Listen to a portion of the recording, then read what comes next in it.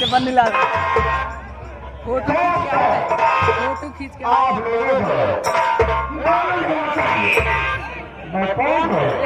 गोड़े ना बैठा अरे भाई गोड़े ना बैठा बस देखा तो मौज से बैठा टोल नहीं क्या तो बटोल ली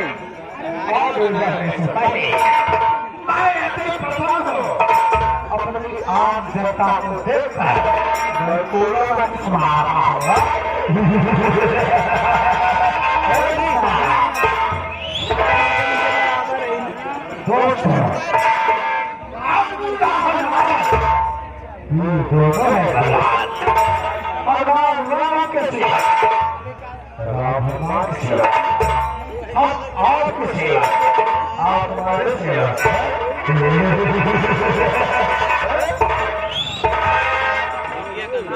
कसम भोलेनाथ की बात बराबर की है। आप ना होती तो हम ना होती और हम ना होते आप ना होते।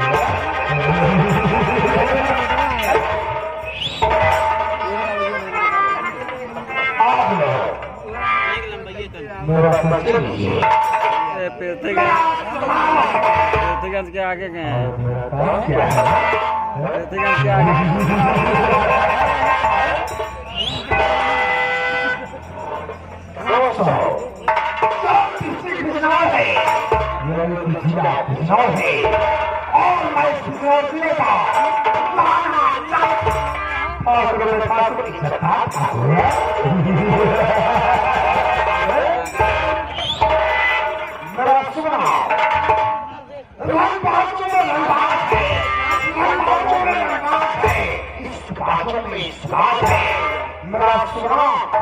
ठाकुर भूपत प्रताप सिंह डबल नक्शेबाज है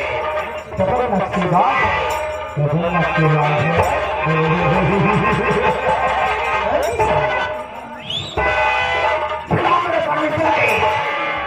इस जिले में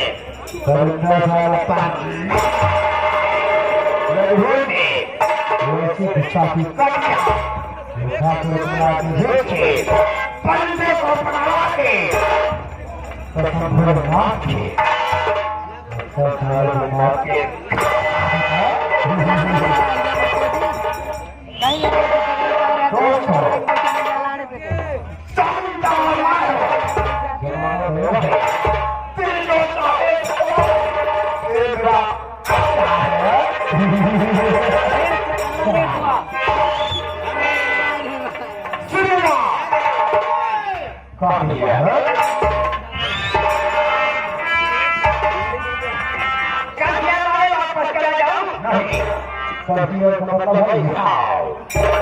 जय शंकर बाबू जय शंकर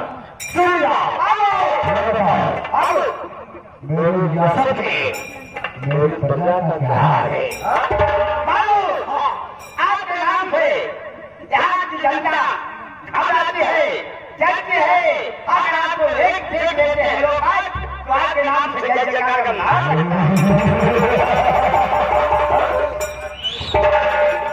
होना चाहिए। अगर दुनिया की जनता दुखी तो ठाकुर दुखी और अगर ठाकुर दुखी हुआ तो पूरी ऐसा ही होना चाहिए। तुम जानते हो मेरे परिवार में कितने सदस्य हैं? बाबू मैं जानता हूँ लेकिन हमारे भाई लोग नहीं जानते आपके परिवार में कौन कौन है। दोस्तों मेरे परिवार में 3 मेंबर है मेरे 3 सदस्य हैं। पहला मैं ठाकुर भूपत प्रताप सिंह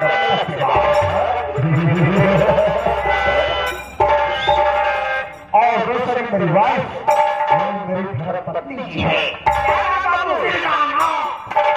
श्रीमती सत्या सिंह ठाकुरानी है। मेरी दीदी मेरे हर एक अच्छे गुरु कार्य में बराबर सहयोग करती है। और तीसरी मेरी छोटी बहन है जिसका नाम चंद्रप्रभा।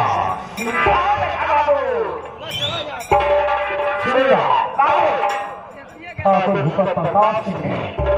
अपने जीवन में जो बात सीखा पहला पाठ और दूसरा पाठ अपने तोहफा का मैं सोना हो चुका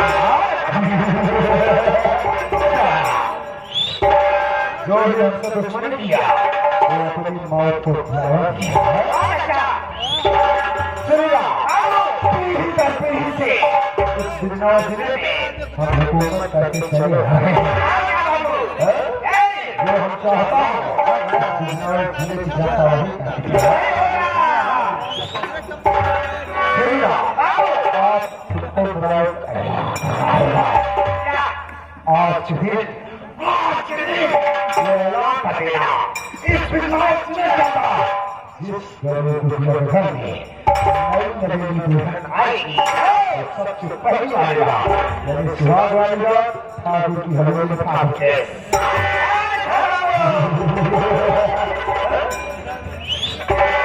उसके बाद वो हमें पति कर जाएगा जो साला मेरा हुक्म मानने से इनकार करता है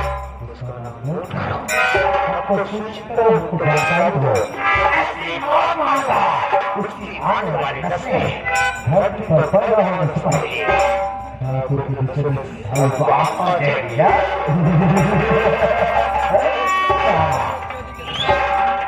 हो जाना चाहिए सूर्या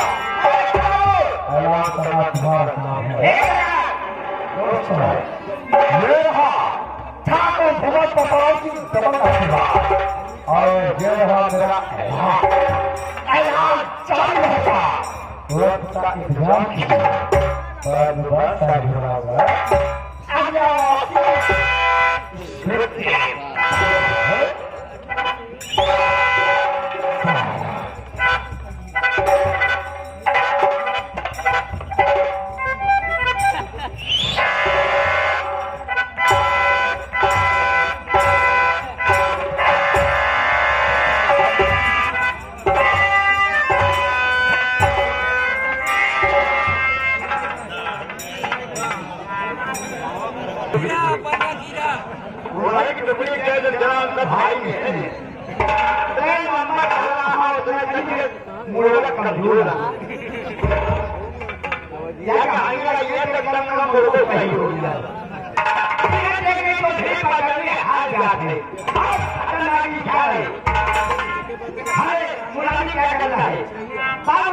भाई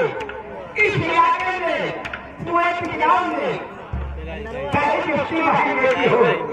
अगर किसी की सुहाग आती है तो पहली सुहाग रात हमारे बाबू शाम मनाते हैं अगर किसी ने दखल दिया तो अपने जिंदगी से हाथ खो बैठेगा ये बाबू सिंह हमारे जमींदार में कहता है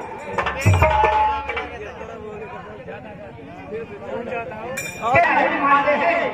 हमें नौकरी से निकाल देंगे तो हमारे बाल बच्चे भूखे मर जाएंगे इनका नौकर बन के इनके का पालन करना मेरा कर्तव्य है अरे कमर गई टूटी ना दो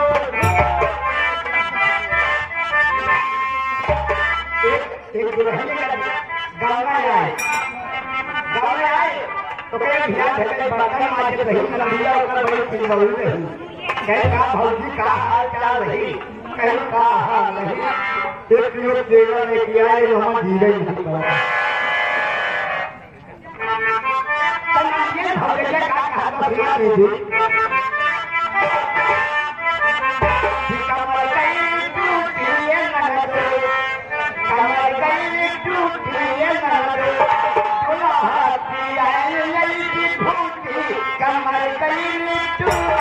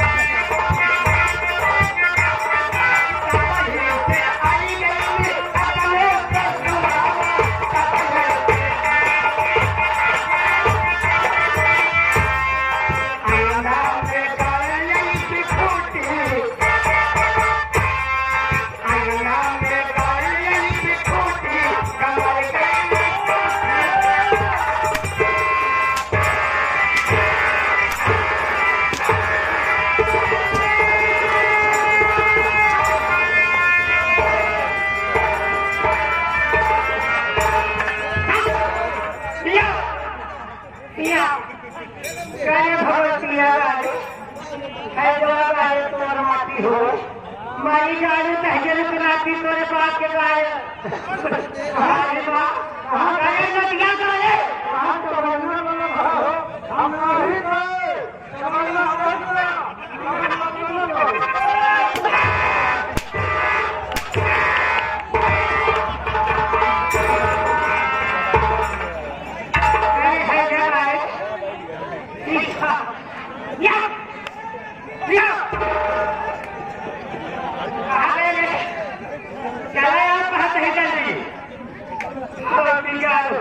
हम यहाँ पक्का मालूम हो चाहिए नदिया डाले ये जब हमारी लिए है तो पक्का भी रहा तो यहाँ भगवती पहले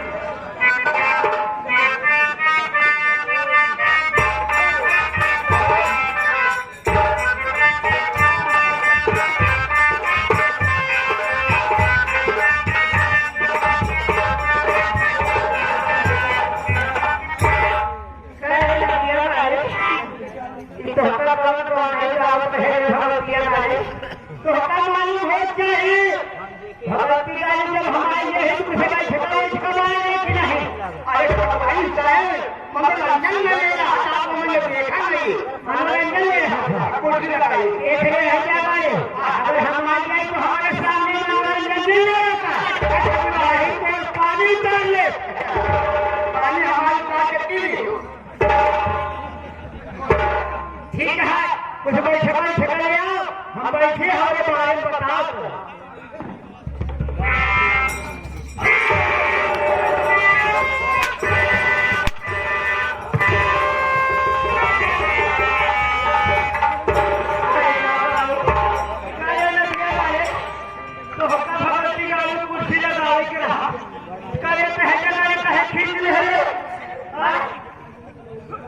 खुदाई साहिब विषया जी हम बहुत आप खुदाई वफादार होकर हमने हमारे खोली तक के रहा ये खुदाई साहिब कुर्सियां पैसे दे रहे लेकिन ये जगह ठीक नहीं है क्या हुआ तो का चूते में कैसे बैठाई आप है चूते में कैसे बैठाई चूते में खतना वो वाली अपनिया तब तक अच्छा अरे टिकट करवा टिकट का ही करवा तो हमें तो क्या बोलेगा सिर में ले पटवाएंगे जवान हम रिपोर्ट लगो तो पूरी गए हां ए सियामा चल बात जाए क्या तू हमें कुर्सी लाए हाथ पर नहीं बैठे हमें बारे में थोड़ा बताए क्या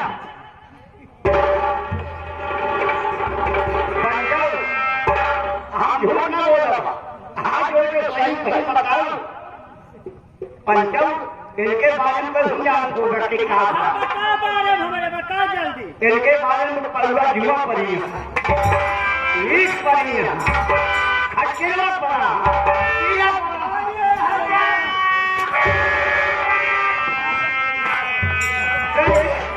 अब तो हंसी जुआ चीला लीक चौबलिया खचेला पूछा अरे हमारा विषय बताएंगे बैठा जानते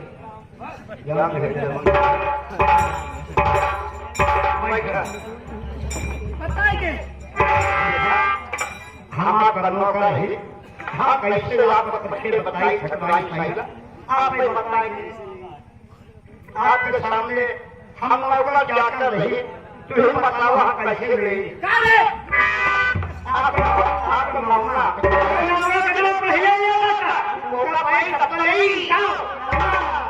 ठीक है सियाम तो जानते हैं हम के हैं जाते ही भैया है माई भैया है ना जो पहले के है के तरह हमें आपको मार रही है ठीक कागज में सियाम बचवा हम जिला बिजनौर ग्राम सभा हिमाई को पूरा रहने वाले जिला बिजनौर गांव हिमाई को पूरा रहने वाले हैं हम अपने परिवार के 3 सदस्य हम अपने परिवार में 3 सदस्य ही पहले हमारे स्वामी जी एक ठाकुर साहब जिनका नाम है लेकिन काम बताए पर भैया है नाम ले हम नहीं शर्माए हम अपने बताए का नाम लेंगे हमारे स्वामी जी के नाम ठाकुर भूपत प्रताप सिंह। लेकिन क्या बताए श्री राम, उनका नाम तो बताएंगे, हम अपना नाम बताएंगे, हमारा नाम क्या हुआ? श्रीमती सैद्या सिंह ठकुराइन तेल लगा के ढाका ढाका ढाका। हमारा नाम श्रीमती सैद्या सिंह ठकुराइन तेल लगा के ढाका। लेकिन क्या बताए श्री राम, हमारे एक छोटी सी प्यारी सी नदिया। क्या नाम है? मेरी ननद का नाम है चंद्र प्रभा सिंह ठकुराइन। मेरे ननद का नाम चंद्र प्रभा सिंह ठकुराइन। लेकिन क्या बताए, हमारे ठाकुर साहब ऐस बहुत जला सिरा एकदम छोटी है।